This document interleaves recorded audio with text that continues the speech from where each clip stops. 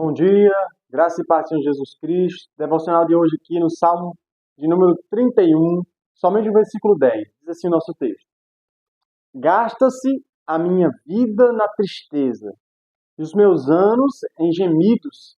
Debilita-se a minha força por causa da minha iniquidade, e os meus ossos se consomem. Hoje eu quero falar sobre a consequência do pecado. Quais as consequências do pecado na vida de um homem, na vida de uma mulher? O salmista Davi, aqui no Salmo 31, ele descreve essa consequência clara na sua vida. E ele começa descrevendo aqui: gasta-se a minha vida em tristeza. A palavra gasta-se é a mesma coisa, consome-se a vida dele em tristeza. Às vezes nós não identificamos muito na nossa realidade atual, porque muitas pessoas estão depressivas, inquietas, pessoas tristes, pessoas sem ânimo, pessoas sem alegria de viver e tendem é o que tem crescido na nossa realidade atual, né? O índice de morte por suicídio, pessoas tristes, pessoas depressivas, elas estão ali muitas vezes culpadas. O pecado gera isso, gera culpa, gera uma tristeza sobre tristeza, gera pessoas cabisbaixas. A Bíblia diz que a alegria do Senhor é a nossa força. Logo, também é uma realidade que o pecado, ele traz todo tipo de destruição. As pessoas não identificam, hoje nem sequer fala-se em pecado mais, né? Mas as pessoas não identificam mais que é o pecado que causa toda dor que o mundo pode ver. Toda doença que nós possamos enxergar hoje na nossa atual, na sociedade atual, é culpa do pecado. Ainda que os homens não digam isso foi culpa do pecado, mas é o pecado individual de cada um que causa todo esse dano. Muitas pessoas ansiosas pode ter certeza, em algum momento é o pecado que tem tornado essa ansiedade, é o pecado que tem consumido essas pessoas, por mais que elas não identifiquem o próprio pecado. E aqui nós vemos um crente, né, Davi, um homem segundo o coração de Deus. Segundo o seu pecado, ele vivia triste, consumia, a vida dele estava sendo consumida. Essa é uma realidade que o pecado nos traz. O pecado, quando pecamos, nós passamos a viver sem alegria, sem vigor, como ele vai descrever aqui. Então essa é a primeira consequência do pecado. Diz também aqui os meus ossos, os meus anos, e os meus anos em gemidos. Se ele gemia, é porque ele sentia dor. E de fato o pecado causa dor, principalmente no cristão. Ele causa uma dor ali que nos causa um incômodo. Dói de fato, literal. Traz uma dor intensa à nossa consciência por causa do pecado, por causa da sua iniquidade. Aqui descreve que os meus anos, a vida dele passava e era constante gemido. Talvez você esteja assim, sentindo culpa por causa do seu pecado, gemendo no íntimo. Às vezes nós enxergamos e vemos as pessoas ao nosso redor, está todo mundo bem. Na igreja está todo mundo bem, em casa está todo mundo bem, mas lembre-se, muitas vezes aquela pessoa está passando por uma dor tão intensa, gemendo, a sua alma sofrendo de culpa, que ela não consegue transparecer para ninguém. Há um certo documentário que fala sobre duas pessoas, e muitas vezes duas pessoas que estão ali vivendo a sua vida diariamente, em um certo momento, um morre, um suicida-se. E é geralmente aquele que está bem feliz, demonstra uma certa felicidade, enquanto aquele outro que está calado na dele ali, não, está sóbrio. Mas aquele que está feliz, demonstra uma felicidade, muitas vezes por dentro está gemendo. Por fora está sorrindo, mas por dentro está gemendo pela dor, pela culpa, pelas acusações, o gemido que ele sente ali não transparece. Talvez seja você que esteja nessa situação. E é o pecado que causa isso. O pecado que nos causa dano, por mais que nós não venhamos a identificar aquilo como pecado, ele nos traz dano.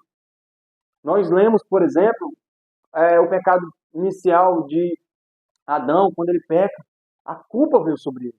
o medo de Deus, ele começou a fugir, ele perdeu a pureza que ele tinha, o pecado causou danos tão grandes, tão imensuráveis, que nós não conseguimos compreender. Mas o homem caiu. Esse é o estado da humanidade caída, por isso a dor por causa do pecado, a culpa.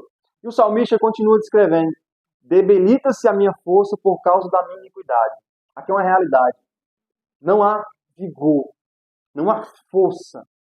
A falta de santidade do homem gera no homem a falta de força para enfrentar os desafios da sua vida cotidiana.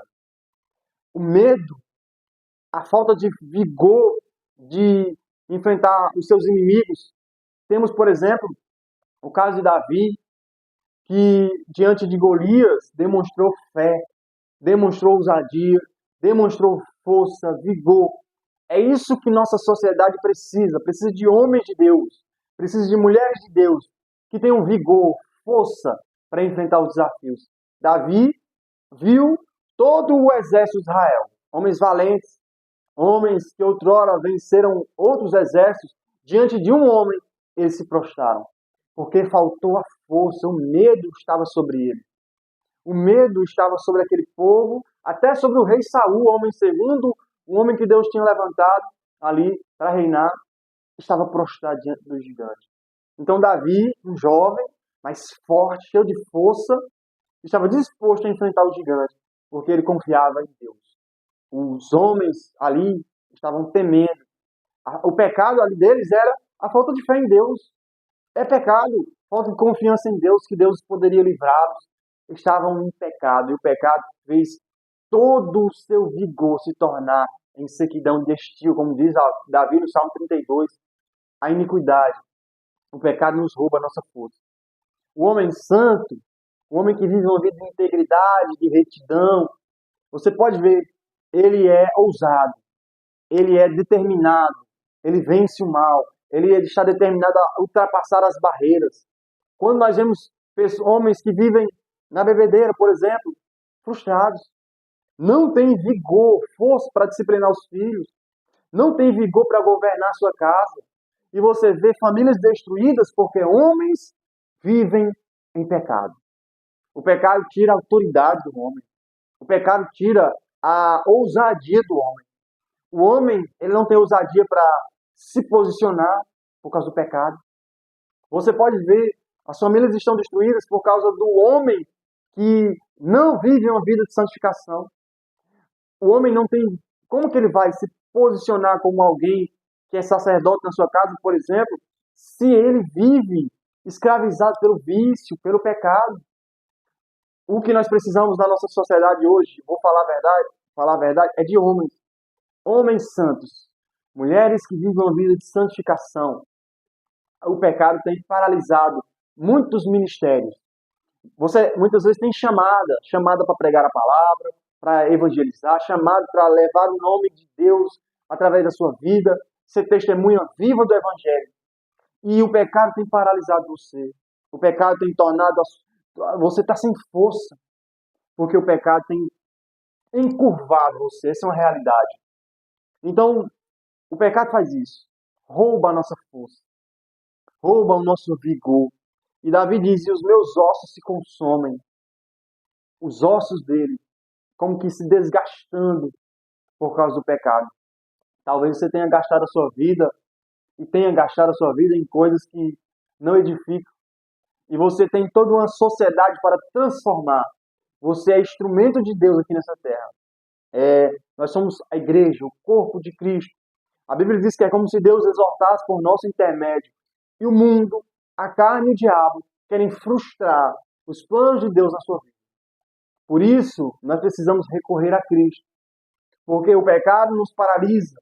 Satanás usa o pecado para frustrar os propósitos de Deus em nossa vida. Por isso, nós vemos homens e mulheres aí, frustrados, sem ousadia, sem intrepidez, para falar o nome do Senhor, para anunciar, para governar a sua casa, para conduzir seus filhos, para sermos jovens, intrépidos, como foi Estevão, como foi Davi, como foi Sadraque, Mesaque, Abednego. É o pecado que tem paralisado muitos cristãos. Nós precisamos despertar. A Bíblia diz, Desperta, ó tu que dormes, e Cristo resplandeça sobre a sua vida.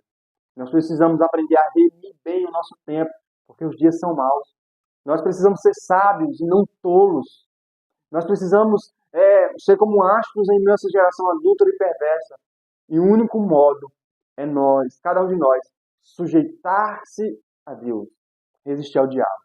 O único meio e modo é confiando em Jesus Cristo como capitão da salvação e seguindo após o Mestre, para que nós possamos influenciar essa geração com o poder do Espírito Santo, na ousadia do Espírito Santo, no poder de Deus.